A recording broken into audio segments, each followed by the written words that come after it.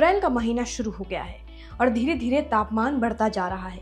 यह अनुमान लगाया जा रहा है कि नॉर्थ इंडिया में, साथ ही पूरे भारत की अगर हम बात करें तो इस साल 39, 40 और 41 के पार तापमान जा सकता है, जो कि 2025 सबसे गर्म साल होने वाला है। उनमें से एक 2025 भी शामिल है। तो अब बात कर लेते हैं अप्रैल के महीने में और गर्मी से राहत मिल सकती है इसके बारे में। पहली बात तो बता दें कि आईएमडी ने ये कहा है कि आने वाले दिनों में गर्मी से थोड़ी राहत मिल सकती है, तापमान में थोड़ी सी गिरावट हो सकती है, क्योंकि पश्चिमी विक्षोभ का असर पूरे भारत पर दिखेगा। गर्मी से राहत मिलेगी, तापमान थोड़ा सा गिरेगा और ठंडी हवाएं चलने की आसार जो है जताए गए हैं। पूरी डिटेल में जानते हैं इस वीडियो में आज के वेदर रिपोर्ट में आखिर क्या है खास। अप्रैल की शुरुआत से तापमान बढ़ रहा है, जबकि पश्चिमी हवाओं ने गर्म रूप रख लिया है, यानी कि गर्मी बढ़ती जा रही है। इसी बीच मौसम विभाग ने 8 अप्रैल को एक नए पश्चिमी विक्षोभ के एक्टिव होने की संभावना जताए जाने की बात कही है। नए पश्चिमी विक्षोभ के एक्टिव होने पर पश्चिमी हिमालय क्षेत्र में कहीं हल्की तो कहीं मध्यम बारिश की भविष्यवाणी की गई है। दिल्ली एनसीआर में भी इसका हल्का फुल्का असर देखने को मिल सकता है, यानी ठंडी हवाएं चलने के आसार नॉर्थ इंडिया में भी जताए गए हैं। हालांकि इससे पहले मौसम विभाग ने दिल्ली एनसीआर में हीट वेव के लिए येलो अलर्ट जारी किया था।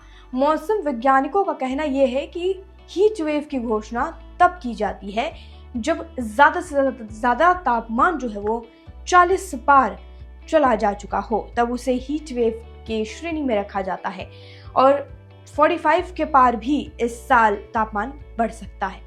बात अगर मौसम विभाग की लेटेस्ट भविष्यवाणी की करें तो ये थोड़ी राहत भरी है। मौसम विभाग का यानी आईएमडी का ये कहना है कि जल्द एक नया पश्चिमी विक्षोभ पश्चिमी हिमालय क्षेत्र में एक्टिव हो सकता है।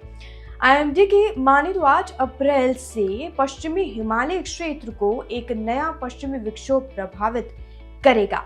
इस पश्चिमी विक्षोभ के चलते 8 अप्रैल से 11 अप्रैल के बीच जम्मू कश्मीर, हिमाचल प्रदेश और उत्तराखंड के अलग अलग हिस्सों में तेज हवाओं के साथ कहीं हल्की तो कहीं मध्यम बारिश होने की संभावना जताई गई है। ऐसे में यह अंदाजा लगाया जा सकता है कि इसके कारण पूरे देश यानी पूरे भारत में जो है तापमान थोड़ा सा हल्का हो जाएगा। जबकि 9 अप्रैल की अगर हम बात करें तो 9 अप्रैल को जम्मू कश्मीर के कुछ हिस्सों में ओले भी पड़ने की बात कही गई है। आईएमडी के अनुसार 8 अप्रैल से हिमाचल और उत्तराखंड में बारिश के साथ ओले पड़ने की संभावना जताई गई है। दिल्ली एनसीआर के मौसम का भी हम अपडेट ले लेते हैं कि दिल्ली एनसीआर में अपडेट मौसम कैसा होने वाला है, इसका क्या अपडेट है। बात अगर दिल्ली एनसीआर के मौसम की अगर हम करें तो शुक्रवार को दिल्ली के टेम्परेचर में हल्की गिरावट देखी गई, यानी कि अभी फिलहाल उतनी गर्मी का असर फिलहाल नहीं हो रहा है। तापमान चढ़ता उतरता जा रहा है।